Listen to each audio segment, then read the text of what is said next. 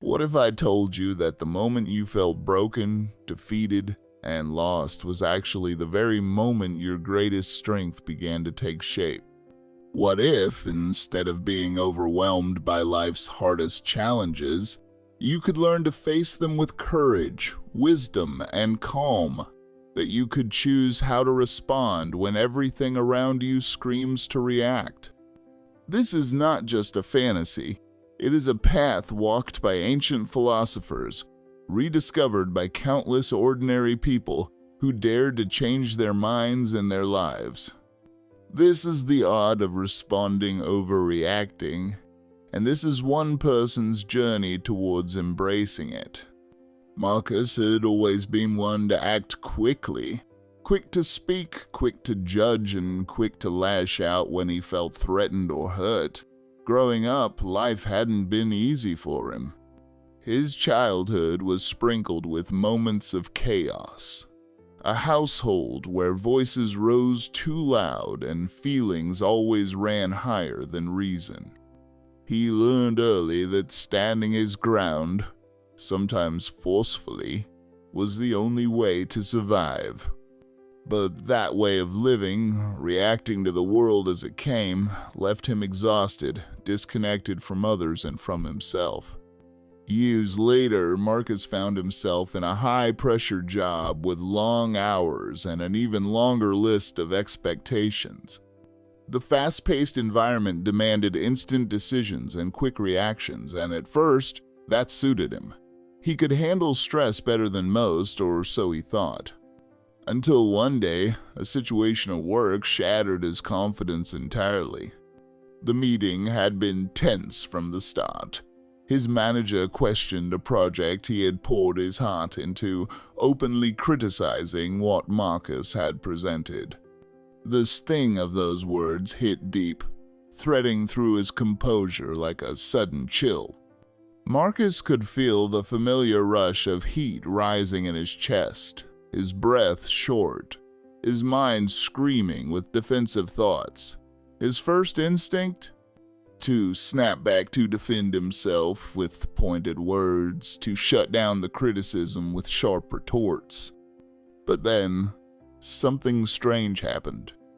He paused, not because he wanted to, or because he had the luxury of time, but because deep inside he caught sight of a flicker of something new, a pause, a space between stimulus and response. It was fleeting but real. In that moment, Marcus remembered reading about the Stoic show. They believed we cannot control what happens to us, but we can control how we respond. That moment of reflection saved him from reacting impulsively. Instead of lashing out, Marcus took a breath, listened silently, and allowed himself to consider his manager's words thoughtfully. He realized that beneath the critique lay an opportunity for growth, a chance to improve rather than defend. The meeting ended not with confrontation, but with a plan for adjustment and collaboration. That was the first breakthrough. But change was not easy. The old habits of reaction were deeply ingrained, and Marcus found himself struggling daily to respond instead of react. There were moments when he'd catch himself snapping at a friend, or feeling the familiar whirlwind of anger in traffic, or regretting a harsh word after a heated conversation.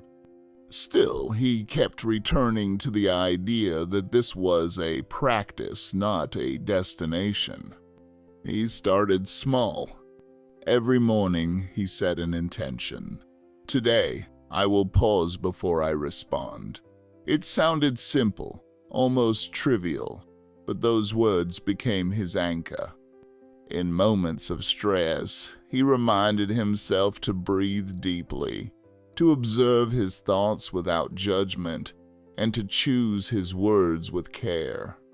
Marcus researched and practiced mindfulness, a way to be fully present in the moment without being swept away by the torrent of emotions. He discovered breathing techniques, meditation, and journaling that helped ground him.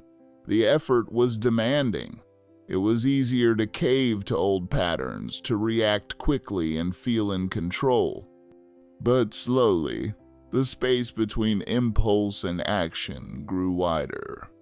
This journey was not only about avoiding conflict, it was about reclaiming his peace of mind and integrity. Marcus began to notice something remarkable. When he responded thoughtfully, others responded to him differently too. Conversations became richer, relationships grew deeper, and his own sense of empathy expanded. One of the most powerful lessons Marcus learned came from reflecting on his emotions. The Stoics taught that emotions are not to be suppressed but understood and managed.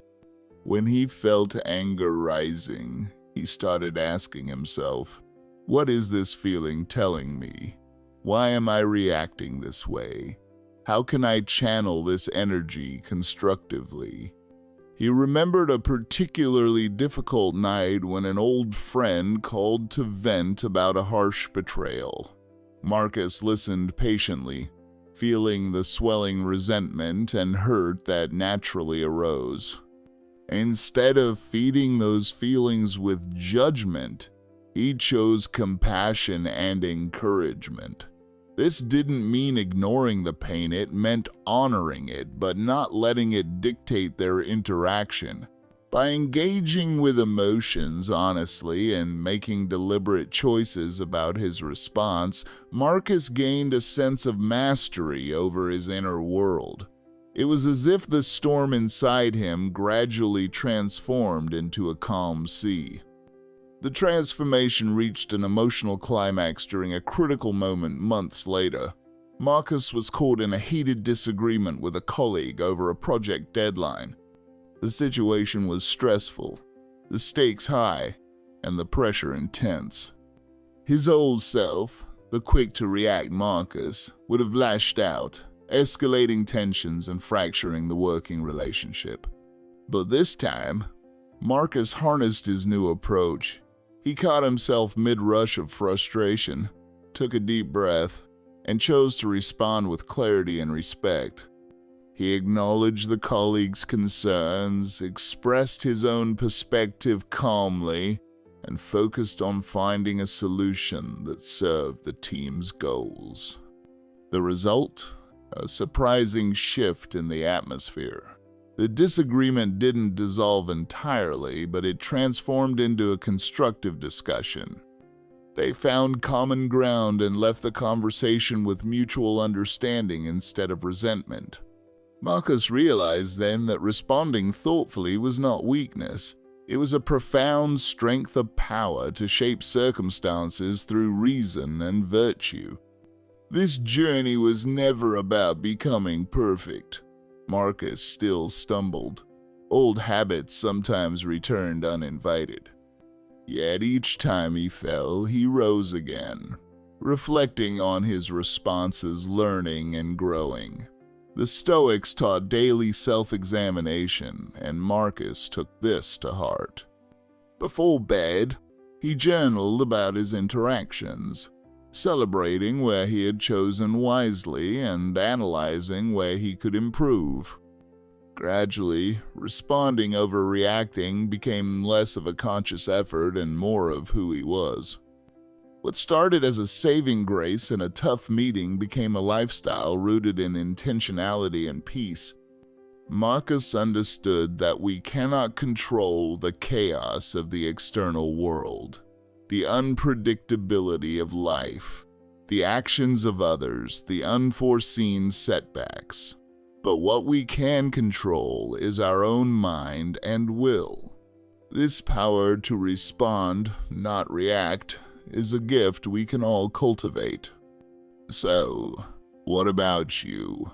The next time you face a moment that tests your patience or shakes your confidence, pause and ask, how do I want to respond?